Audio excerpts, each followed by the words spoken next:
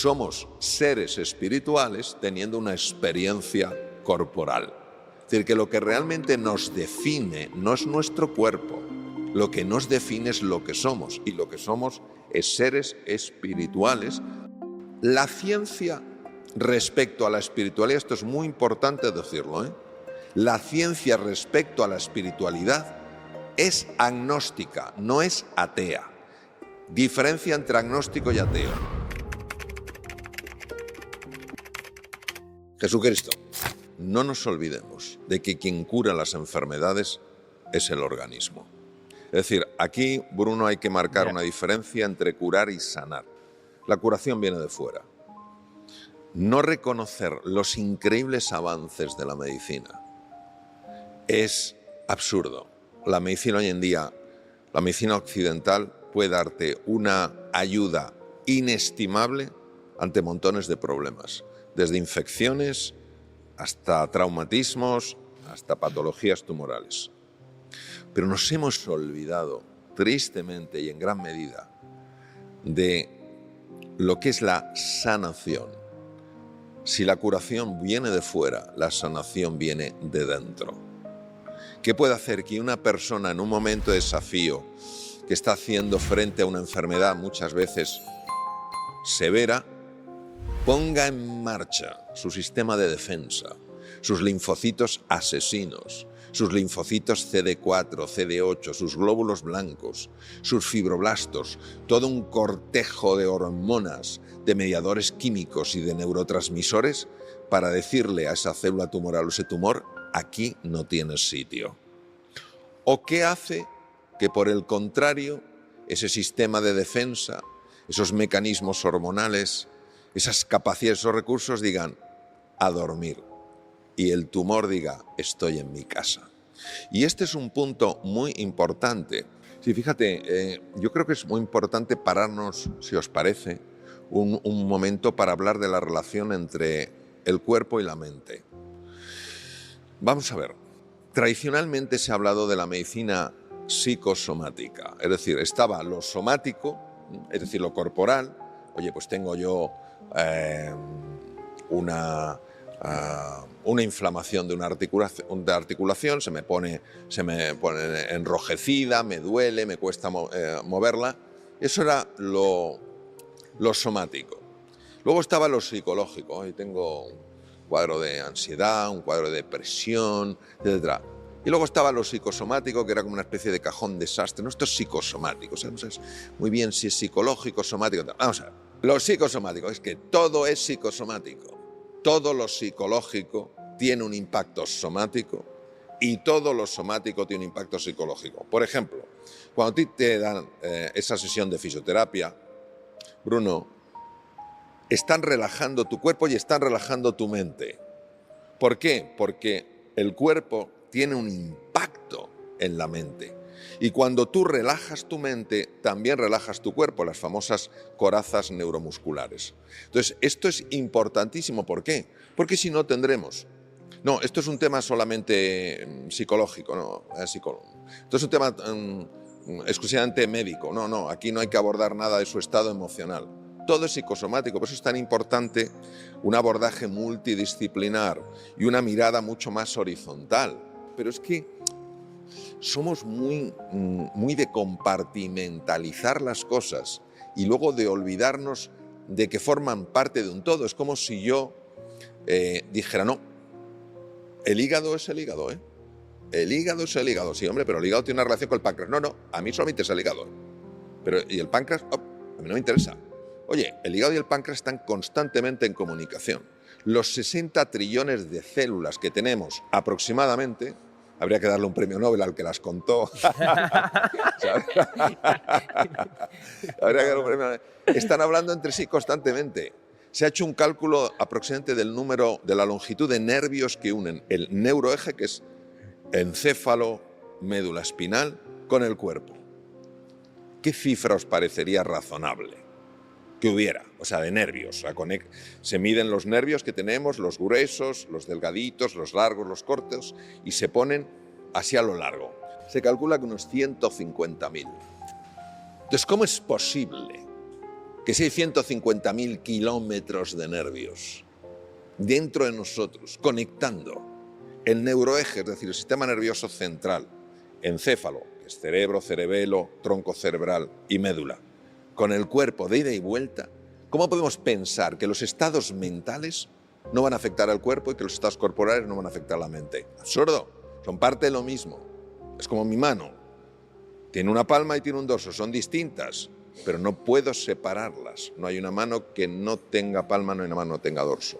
Para mí la felicidad es estar a gusto contigo mismo, con los demás y con la vida. Es decir, que en el cómputo global te dicen, ¿estás a gusto o no? Sí. ¿Es todo perfecto? No. ¿Pero estás a gusto? Sí. Bien, entonces, ¿por qué he dicho sí? ¿Y por qué buscamos y no encontramos?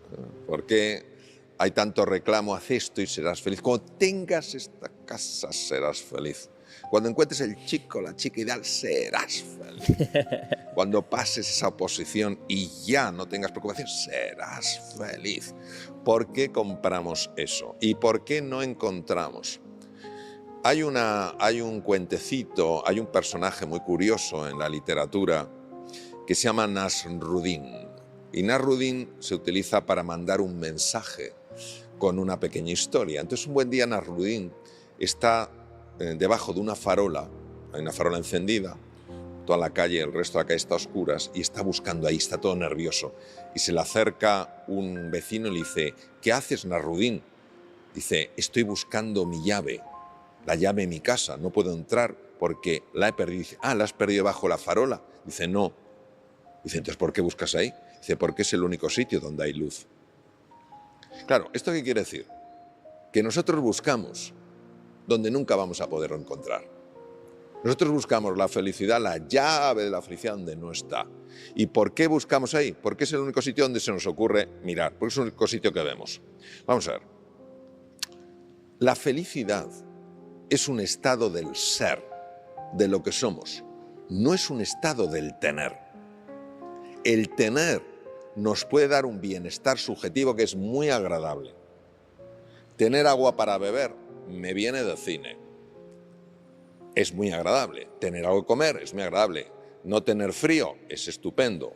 Estar sentado en un sillón muy cómodo es muy agradable. Para ti. Para mí, pero es para mí. El goce de mis sentidos.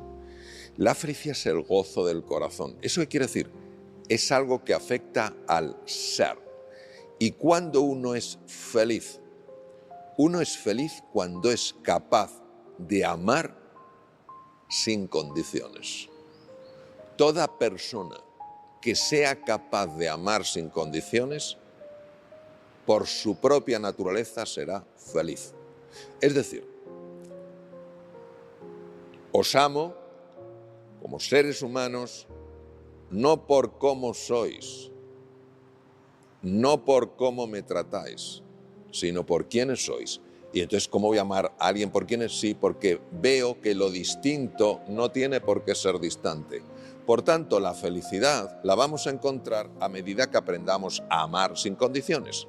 Qué curioso, cuando tú te encuentras con alguien que es capaz de amarte sin condiciones, inevitablemente empieza a moverse algo en tu corazón. Por eso, la dificultad es aprender a amar. ¿Qué quiere decir? ¿Es un estado permanente? Sí.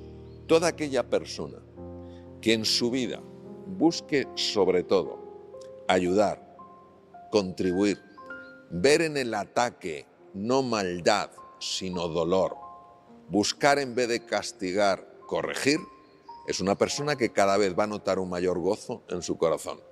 ¿Qué pasa? ¿Que por qué se nos escapa esto? Porque nos hemos alejado del verdadero amor.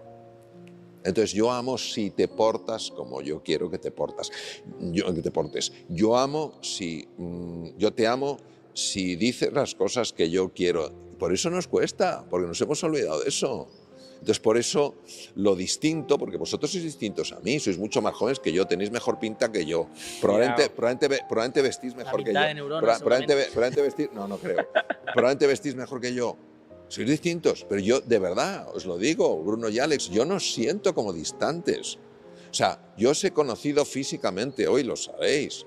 Hemos estado un ratito hablando antes, pero yo me siento profundamente conectado con vosotros. Y mira que sois distintos entre vosotros. Y vosotros no os veis como distantes. ¿Por qué? Porque yo estoy súper a gusto contigo, Bruno, y estoy súper a gusto contigo, Alex. ¿Por qué? Porque vosotros... Porque yo, a quien tengo realmente que tener ese amor, no es a la forma de ser, sino a la persona que es.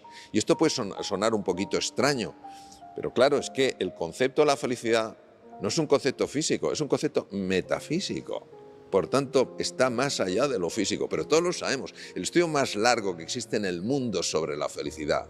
No hay nadie que haya superado este estudio. Yo creo que ya van por el tercer director, porque los dos anteriores murieron de juventud acumulada. O sea, imagínate. Tercer director, ¿qué ha mostrado? Que el elemento más importante de la felicidad es la conexión con los demás. Cuando tú estás conectado con los demás. Yo voy a, primero, si me permitís, marcar una diferencia entre espiritualidad y religiosidad, ¿vale? Religiosidad, una religión, es algo que se construye inicialmente con el objetivo de religare, del latín, volver a unir lo que se separó. En esto está absolutamente conectado con la espiritualidad. La espiritualidad es todo aquello que nos saca del ego y nos conecta con nosotros mismos, con nuestro verdadero ser, con los demás y con el mundo. Bien, hasta ahí bien. En segundo lugar, hay una serie de prácticas compartidas en la religión, en las religiones, ¿vale? Una serie de conocimientos compartidos, de prácticas compartidas y una determinada comunidad. Bien. La espiritualidad es una búsqueda personal tuya con aquello que te trasciende. Trascender viene el verbo transcando en latín ir más allá, es decir, va más allá de ti. Es decir, es que me conecta a mí con Bruno, que me conecta a mí con Alex, que me conecta a mí con las personas que están ayudando y colaborando en esta conversación, que me conecta a mí con la naturaleza, que me conecta a mí conmigo mismo, etc. Eso es la espiritualidad. La religión busca ser un puente para conectarte. Cuando ese puente está basado en el amor y en la capacidad de perdón, está muy alineado con la espiritualidad. Cuando se pierde esa magia de la experiencia de un amor incondicional y de una capacidad de perdonar, no la maldad, sino la ignorancia, ¿entendéis lo que os quiero decir? Es decir, no ver maldad, sino ignorancia. Entonces están alineadas. Cuando hay un someter, si no eres de los míos, estás contra mí. Si no piensas como yo, ¡pum! Entonces, ¿dónde está el amor ahí? ¿Dónde está la valoración de la diversidad? ¿Dónde está el respeto a otras formas de pensar? Entonces, ahora ya nos enfocamos en la espiritualidad, ¿vale? Para marcar una diferencia, porque muchas personas les incomoda esto y yo lo entiendo. Entonces, todos, lo sepamos o no, estamos en un viaje espiritual. Todos, hasta el que cree que no lo está. ¿Por qué estamos en un viaje espiritual? Porque conforme tú vas profundizando más en ti y vas profundizando más en la relación, las barreras que nos separan se van disipando. Eso es espiritualidad. Ya no me es indiferente lo que te pasa. Entonces, claro, la espiritualidad es lo que saca del ser humano lo mejor, porque es la esencia de lo que somos. Somos seres espirituales. Lo podemos tapar o no, pero somos seres espirituales. Por eso, cuando tú entras en un entorno donde te sientes profundamente querido, saben perdonarte por tus errores, buscan corregirte y no castigarte, algo en ti empieza a abrirse. Se empieza a abrir algo en ti y esa es la espiritualidad. Entonces, todo el mundo busca la espiritualidad. Lo que pasa es que hay que buscarla, desde mi punto de vista, en el lugar donde realmente esa espiritualidad existe. Y para mí esa espiritualidad está marcada fundamentalmente por varias cosas. Primera cosa, por lo menos esa disposición al amor sin condiciones. Es decir, amor no como un trueque, sino amor como mi forma de vivir. En segundo lugar, por esa capacidad de perdonar, porque no ves maldad, ves ignorancia. Entonces eso no quiere decir que no tenga consecuencias los actos que no son los adecuados. Pero tu voluntad no es castigarle, tu voluntad es corregirle. Es una diferencia enorme. En tercer lugar, lo comentabas tú hace un ratito, Bruno, el tema de la aceptación. Pero es una aceptación que nada tiene que ver con la resignación. La resignación es un rencor sumergido. Me tengo que aguantar. La aceptación te impulsa, es decir, ahora asumo que estoy en A, pero no es donde voy a estar en el futuro. Cuando yo ejercía la cirugía general del aparato digestivo, yo he tenido que hacer mucha cirugía oncológica, mucha cirugía de tumores malignos. Y una de las cosas que necesitaba hacer con mis enfermos es que aceptaran su enfermedad. Y voy a explicar por qué. Aceptar la enfermedad es asumir el punto A. Ahora no estoy sano, estoy enfermo. Resignarse es enfrentarse, enfadarse, rechazar. Ahora asumir, por contraintuitivo que parezca, es como abrazar, ¿vale?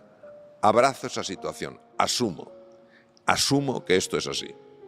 Pero no asumo que donde estoy es donde voy a estar después.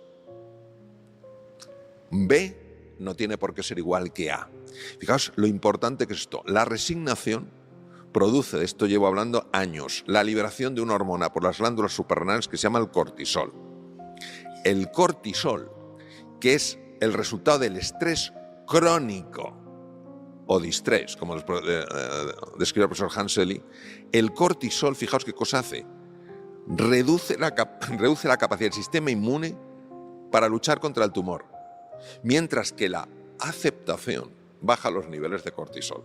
Con lo cual el sistema inmune, que es el que se tiene que cargar realmente con la ayuda exterior, con la cura, con la cirugía, con lo que sea, el que tiene que acabar con el tumor, el sistema inmune funciona mucho mejor. Entonces, esa capacidad de aceptar, es decir, asumo que esta es la situación, ahora no entiendo el por qué, pero quizás haya un para qué, haya un sentido que ahora no veo. Hay enfermos que te dicen, esto es así, han sido muchos años practicando la cirugía, que te dicen, doctor, la enfermedad es lo mejor que me podía haber pasado. Y eso, porque me he dado cuenta que yo no vivía, simplemente sobrevivía. He necesitado este golpe en la vida para espabilarme. Hay gente que lo vive como una maldición terrible, que piensan así. Hay gente que lo ve como un camino. Y es que el cuerpo responde de forma diferente. Es muy fuerte, ¿eh? Es tremendo. Entonces, claro, por eso cuando yo lo comentaba a mis enfermos decían que estaban mejorando físicamente y anímicamente. Yo he tenido la suerte de estar con personas que han lo que se llaman las experiencias cercanas a la muerte. Soy muy amigo, por ejemplo, de uno de los supervivientes de los Andes que efectivamente tuvo unas experiencias. Entonces, cuando hablamos de supraconsciencia, estamos hablando de un estado de consciencia más elevado del que normalmente tenemos. Aquí es donde hay un gran enfrentamiento entre neurocientíficos. Hay neurocientíficos, yo he estado con los dos, hablo de personas que se dedican exclusivamente a la exploración del sistema nervioso. Hay neurocientíficos que incluso se ponen tensos y dicen que el cerebro es la única explicación de la consciencia. Luego pondré un ejemplo para que entendamos lo que significa. Es decir, que sin actividad cerebral no hay consciencia. Y hay otros que dicen que la consciencia necesita del cerebro para poder operar en determinados contextos, pero que la consciencia no se explica solo con el cerebro. Uno de los más grandes, ya está jubilado, los más grandes neurocirujanos del mundo, que durante tiempo dirigió probablemente uno de los departamentos de los institutos de neurocirugía más grandes del mundo, si no, yo creo que es el mayor, que está en los Estados Unidos, tuvo una experiencia con una paciente que le describió perfectamente, entró en parada cardíaca y describió perfectamente instrumentales súper sofisticados que son imposibles ella diciendo, pues se parece a un esto de cepillo de dientes, pero tenía tal cual. Dice, pero ¿cómo es posible? Entonces, ¿qué ocurre? Que hay neurocientíficos que también opinan que efectivamente hay algo que no puede explicarse solo con el cerebro. Y ahora voy a poner un ejemplo que lo va a entender todo el mundo. Una radio. Encendemos la radio y suena la música. Hay dos teorías. Primera, la música sale de la radio. La música la fabrica la radio. Otra teoría. La radio es necesaria para captar unas ondas, que son las ondas de radio que llevan la música y permiten que se escuche. Si a mí me preguntarais de cuál soy, por supuesto del segundo. Es decir, de que la radio la necesito para oír la música, pero la música no sale, no es fabricada desde la radio. Esto es muy interesante porque nos lleva a un concepto que a algunas personas les pone los pelos de punta, y yo lo respeto tremendamente, que es que somos seres espirituales teniendo una experiencia corporal. Es decir, que lo que realmente nos define no es nuestro cuerpo, lo que nos define es lo que somos, y lo que somos es seres espirituales teniendo una experiencia corporal. Entonces, Manel, yo creo que de alguna manera, con su dilatadísima experiencia como cirujano de enorme prestigio, sencillamente describe, ojo, y cuando yo escribí en el prólogo unas cosas que escribí es que hay que tener mucho coraje y mucho valor, siendo un científico, y tenía una gran base científica, para hablar de estas cosas. Porque hay algunos que dirán, esto no es científico. Vamos a ver, hace 30 años pensar en los móviles no era científico, porque no había ninguno. O pensar hace más tiempo en los aviones, ¿no? Como mucho tienes que ser un pájaro o ser Ícaro, pero no te acerques mucho al sol, no sea que te fundan tus alas de cera. Es decir, y hoy en día, vamos a ver, la ciencia respecto a la espiritualidad, esto es muy importante decirlo, la ciencia respecto a la espiritualidad es agnóstica, no es atea. Diferencia entre agnóstico y ateo. Que es Agnóstico. Que sí, que no, ¿no? Agnóstico. No puedo demostrar ni que sí ni que no. Yeah. Por tanto, igual sí, igual no. Es la postura lógica de la ciencia, y la que creo que mientras no se descubran otras cosas es la que tiene que tener. Postura atea. La ciencia dice que Dios no existe. Pero vamos a ver. Es como si yo, que no veo las ondas de radio o de televisión, digo, Dios, la espiritualidad, como quieras llamarlo, campo acásico, campo cuántico, conciencia universal, no existe. Vamos a ver, que yo no la vea, no quiere decir que no exista. Vamos a abordarlo desde el punto más racional y desde el punto más intuitivo, porque yo creo que es una pregunta tan interesante. Entonces, desde el punto de vista racional, vamos a ver, ¿cuántas notas musicales hay? 7, 8. 7 notas musicales, las que sean. Todo muy articulado, todo muy lógico, no te inventas nada nuevo. ¿Cuántas melodías se han escrito con 7? O sea, se han escrito, ¿cuántas partituras, cuántas canciones han nacido de esas 7 notas? Miles y miles y miles y millones. Entonces, ¿qué pasa? Que la parte racional equivaldría a esas 7 notas. No tienes las 7 notas, olvídate de tener ninguna melodía. ¿Qué ocurre? Que si solamente tienes esas 7 notas y no juegas con ellas para ver cómo su combinación puede crear magia, vives en un mundo gris. El hemisferio izquierdo es el hemisferio gris, es el hemisferio racional, es el hemisferio estructurado, es el hemisferio lógico, es el hemisferio de la ciencia y de la técnica, es el hemisferio que conecta fundamentalmente con la instrumentalización de las cosas. Por tanto, ha sido fundamental en todo el desarrollo científico y tecnológico de nuestra civilización. ¿Cuál es el problema entonces? El problema que sucede es que nos hemos olvidado del hemisferio derecho, de la poesía, de lo que mueve el corazón, de lo que apasiona, de lo que hace que con 7 notas hagas que una persona se ponga a llorar, que lo que hace que una persona, hablo literalmente, una persona que estoy leyendo, un libro que ha publicado, salga de una depresión cuando no salía con medicación. Lo que hace que de repente veas una puesta de sol y se te salten las lágrimas. Es decir, esa magia no te la puede dar el hemisferio izquierdo. Ahora bien, ¿qué es lo que ha pasado?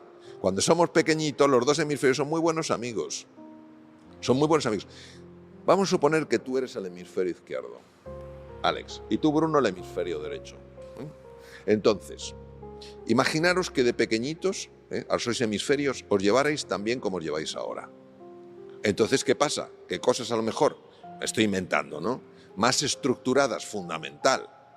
Cómo hay que colocar las cámaras, cómo hay que poner los micrófonos, cómo tiene que ser esto y tal cual. Es fundamental. No tiene nada que ver esta conversación con una charlita de café.